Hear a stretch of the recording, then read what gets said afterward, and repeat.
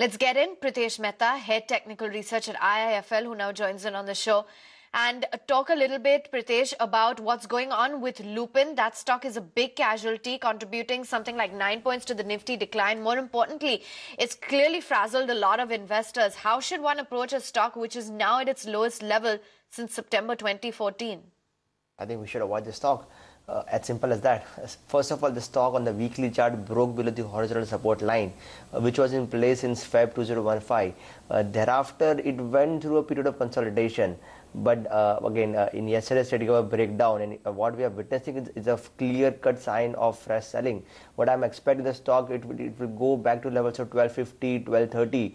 And if it sustains around that level, then I think there could be some sort of pullback coming in. But as of now, I think we should avoid this counter with the stock to stabilize before taking any kind of a call on this counter. Okay, and what's the view then on the index as a whole, Pritesh? 7612, you're seeing quite a bit of weakness. No doubt pharma is a big drag, but you also have some of the rate sensitives which are feeling the heat. Now see, 7745, it was the midpoint of the current Gantt channel, and from this point onward the market started reversing. In fact, we were expecting market to find some sort of support on 7630, but the fall is clearly overextended. So in this kind of scenario, we can go back to 7569, which is the starting point of the current orbit. So I believe that there is no need to rush in and buy in this market. I think, see, we have had a strong run-up of 13% from the lows of the budget day. So I think that the market decided where it wants to reverse rather than jumping and hoping for the trades to turn.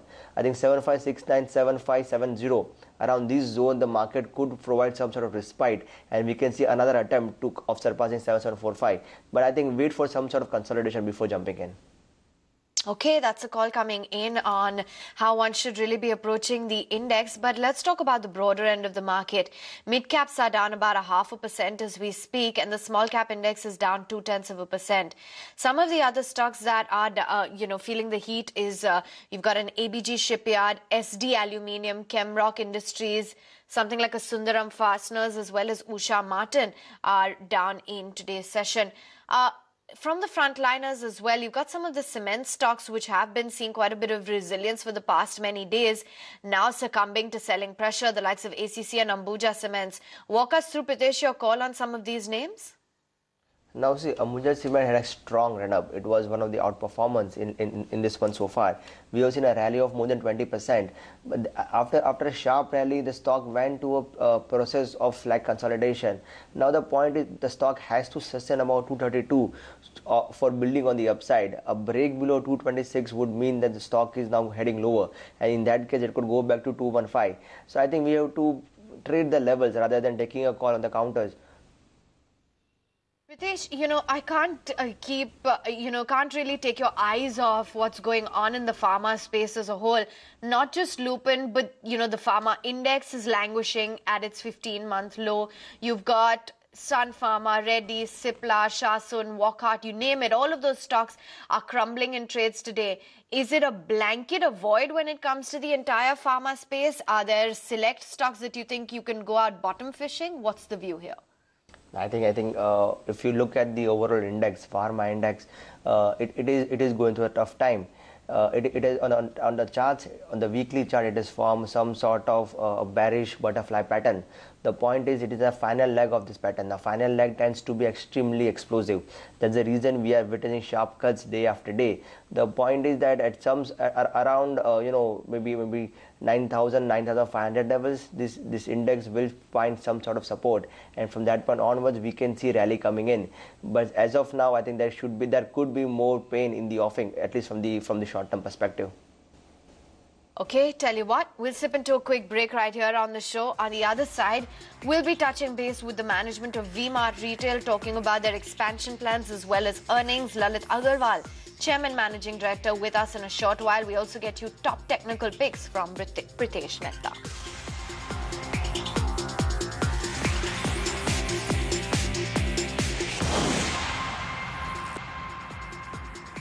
Great to have you back with us. This is Hot Stock 7606, so we're threatening to break that level in trade. You got the broader market which is languishing in the session, and so far pharma is the big story. But let's focus in on V-Mart Retail. Lalit Agarwal, Chairman, Managing Director, now joins in on the show. Let's talk a little bit about your expansion plans in greater detail. You know, you are planning to expand going forward. Currently, you're operating close to 123 stores in present, but 150 stores is what you target for FY17. Walk us through the investments that you've charted out for the same and what we can expect by way of revenues. Yeah, hi, Avan. So, the company has always been looking forward and has mostly been growing. Our CAGR rate of growth has been almost greater than 30% for the last 7-8 years. So, we keep on consistently growing in newer geographies and newer locations in a clustered format. So, that's what the company will still keep on doing. We have been adding up almost 20 stores every year for the last 2-3 years, and we still foresee ourselves growing by at least 20-25 store, another 25 store going forward. So we have penetrated into most of the geographies now. We are going into East, went into Odisha and Bengal. So we would penetrate more there and grow a little faster in terms of expansion, because we are seeing good response which we are visualizing from these smaller territories in these smaller tier 2 and tier 3 towns. The way media is penetrating, the way aspirations are growing in the youth population, we are looking at greater expansion. And then we think most of our expansion needs, the fund needs, would be catered internally, and almost typical requirement of around 30 crores of rupees for the capex side and another 20 crore rupees for the working capital. So we would require around 50 crores of rupees for the new expansion spree that we are trying to take up in this particular new year. So where are you going to garner these funds from, and what kind of incremental revenue do you aim to earn via these new towns?